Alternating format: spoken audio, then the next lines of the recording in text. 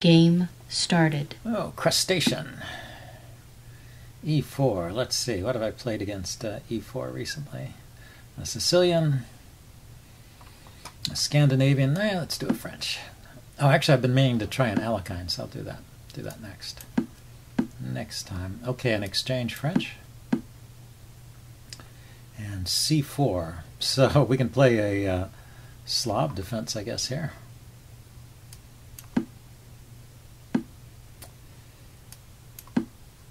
And take it from here. So the knights come out. I could take his pawn and give him an isolated queen's pawn. It's not clear that's any good. Here, I can pin his knight, right? Why don't I do that? And then if he takes the pawn, I can take back with the knight and put more pressure on this guy. Let's see, should I castle first? He's moved his bishop. That's castle first. He's moved his bishop, so I can take this pawn and gain a tempo on the bishop. And I think I will. And in addition to gaining a tempo, it saddles him with the isolated queen's pawn, which is not a big deal right now. Well, let's see.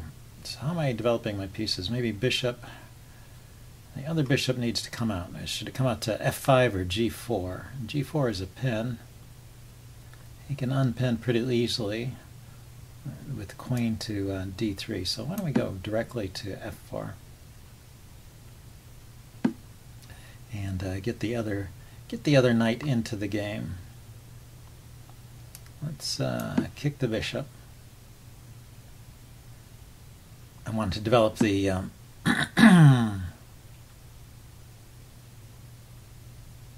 the bishop before the knight, because when I play knight to d7 here, I didn't want to block the bishop. So, and there didn't seem to be other good squares for the knight. This is covered by the bishop. This is taken by a pawn.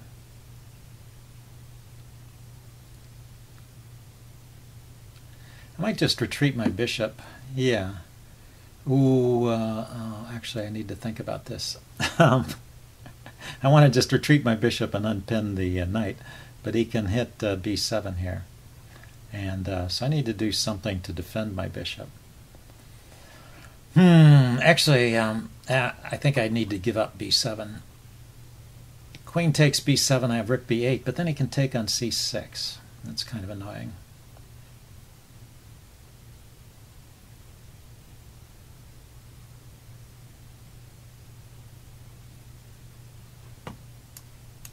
Okay, I'll take the knight.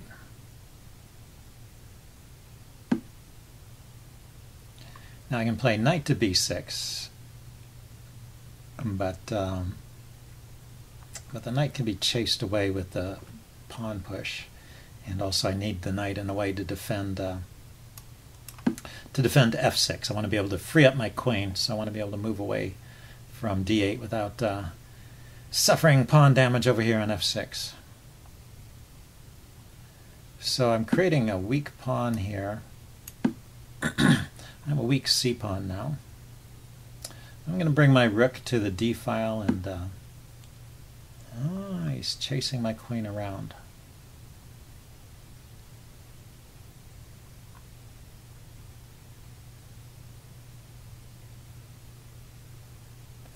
I don't want to go back to d8 particularly because I want to put a rook there.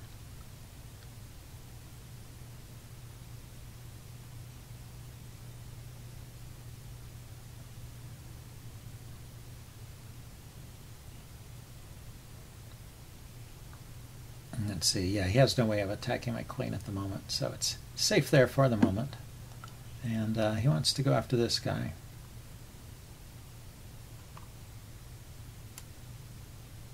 I'm not going to take his knight. Oh, but if I don't take his knight, I have a problem on f7. So I have to take his knight. No, I don't want to.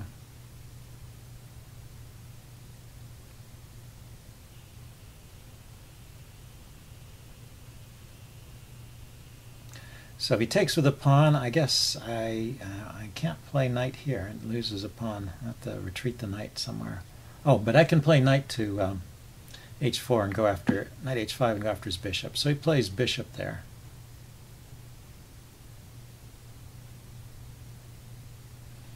And now he has no good way of increasing the pressure on f7. At least I don't see it. So I think I'm good for now. I could even think of playing. Okay, messed up my pawn structure. It doesn't seem so bad in this case. He gave up the bishop to do it, so he doesn't have the bishop pair advantage. We'll see.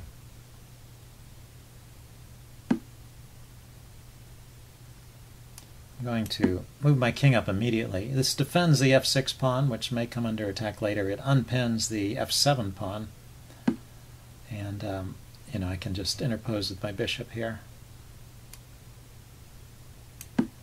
And this pawn does not go with check. My queen is important. My queen is defending f7 here too.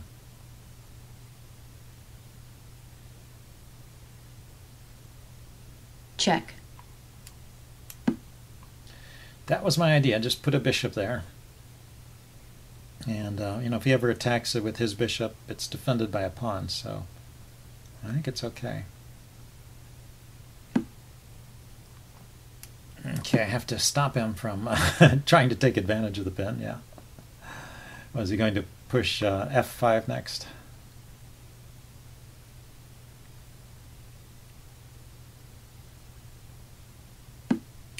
He did.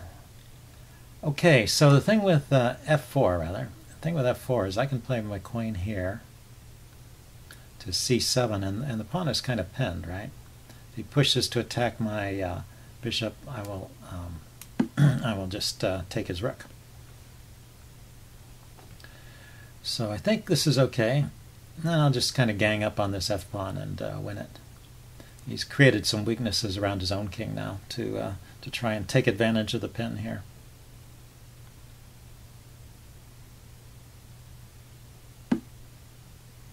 So he's defending the pawn.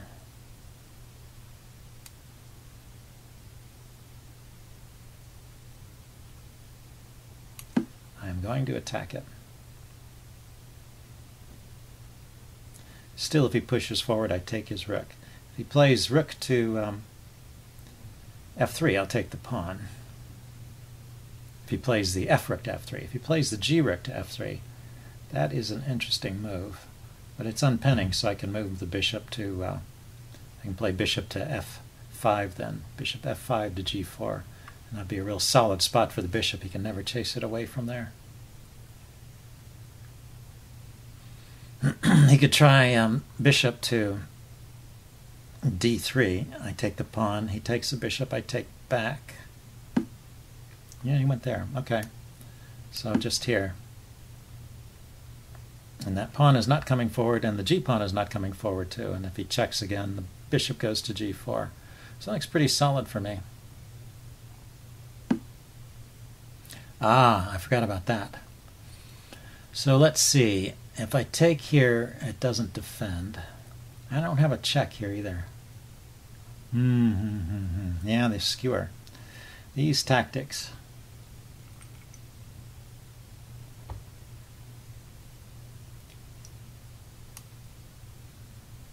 Let's see. Well, I have some time to think about it. I mean, I can defend the rook, and I will lose the exchange that way. He could also pile up with his queen. Do I have any tempo moves with the rook?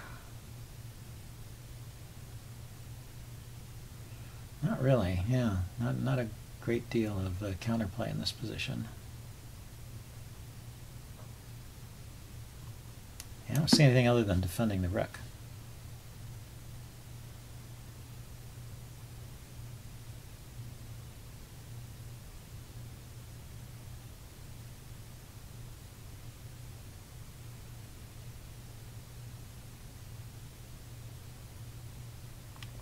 With the rook defended, I can play bishop g4, attack his rook.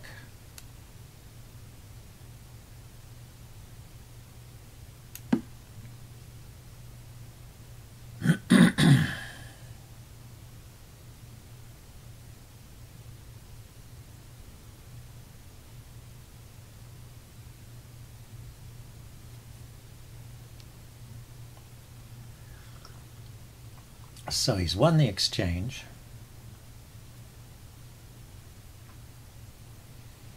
Looks like I'll get in the move bishop to g4, so I'll have a good bishop, but not much else. Not much to speak of here.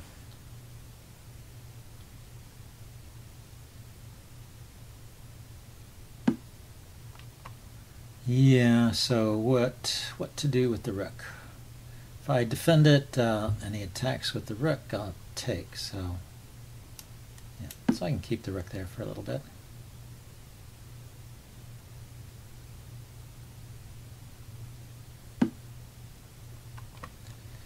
And now let's just solidify that structure there. And maybe that wasn't a good idea. I mean, it keeps my bishop from moving back into the game, but he could have played the pawn forward to f4 too, to accomplish the same thing.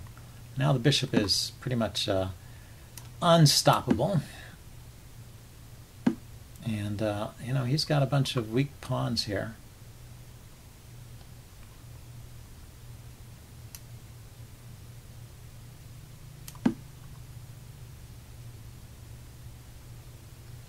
Maybe I can go after them in some way.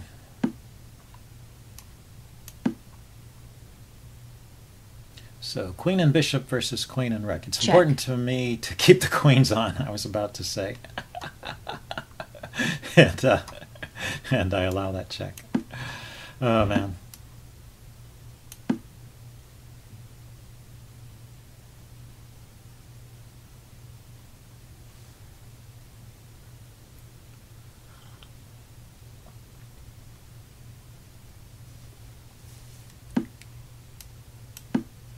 So we'll see if he can win the rook and bishop endgame. Ah, he's getting up here in time to defend the pawn. Okay, let's see. I have a bishop here, which keeps his king from invading.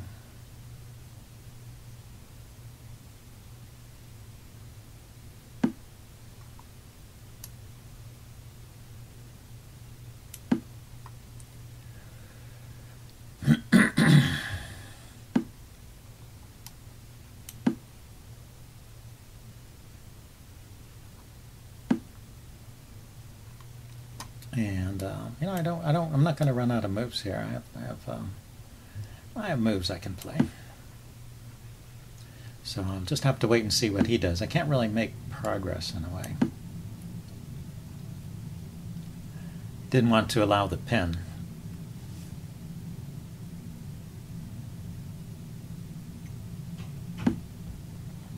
I can liquidate various pawns.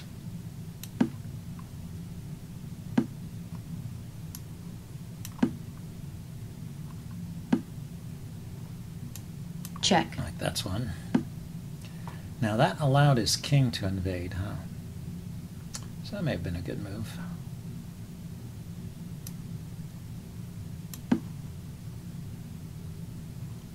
Now I'm threatening to win this pawn, and he's threatening to win that one. This is getting a bit interesting here. We'll hold on to these pawns. I have an extra pawn on the king side now, and his king is out of play. So I think I can turn that into a passed pawn, and I can always sacrifice my bishop to stop his pawn from queening, unless he puts the rook in between. That's kind of the winning strategy here for white, I think, in this position. Say king b6, rook b7, and then bring the pawn down. And even if I sacrifice, even if I trade, he's queening a little faster than I am. But well, he's not doing that. He's letting me move the pawn forward.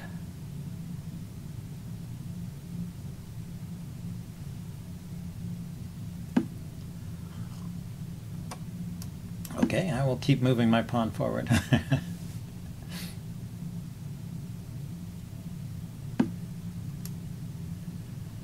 Let's see. Yeah, I can't really defend that other pawn. He's playing a very dangerous game here. Perhaps he thinks he can always stop this pawn, but actually he can't stop it anymore. This is a very handy trick to know. You put your piece in between. Now I'm getting a queen no matter what he does. And I should go on to win this one. That's a pretty funny turnabout. Check. Very handy thing to know.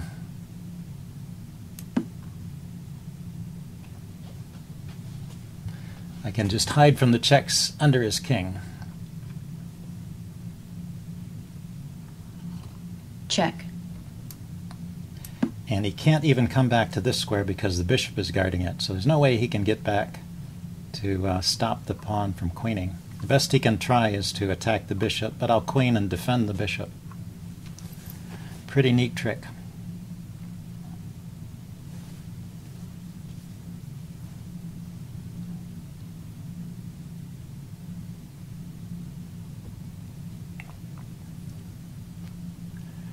Okay, yeah, he goes after the bishop. I get a queen. And now, let's see, let's first move the queen with check. Check. And then grab the pawn.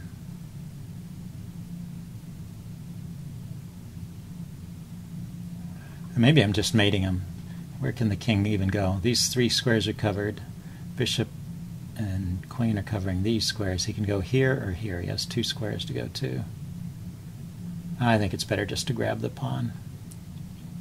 This is a fairly routine win, though, with queen and bishop against a rook. Queen against a rook is tricky, but with the bishop, this is not so hard. Let's stop and see if there's a check that picks up the rook. Don't see it. Okay. Bishop here.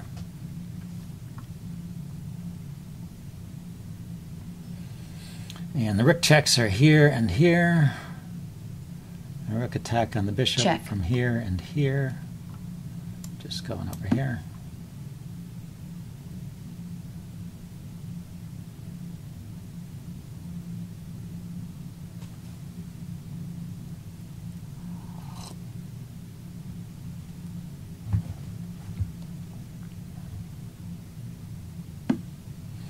Okay, he's set up to deliver a check. So let's attack his rook.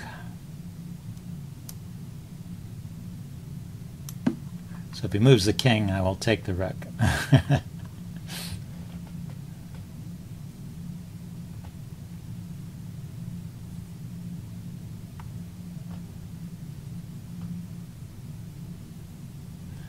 So he has to move the rook. He could stay threatening a check. I can continue to harass the rook with the bishop. He could go to b7 or b6 with the rook to keep this kind of threat going.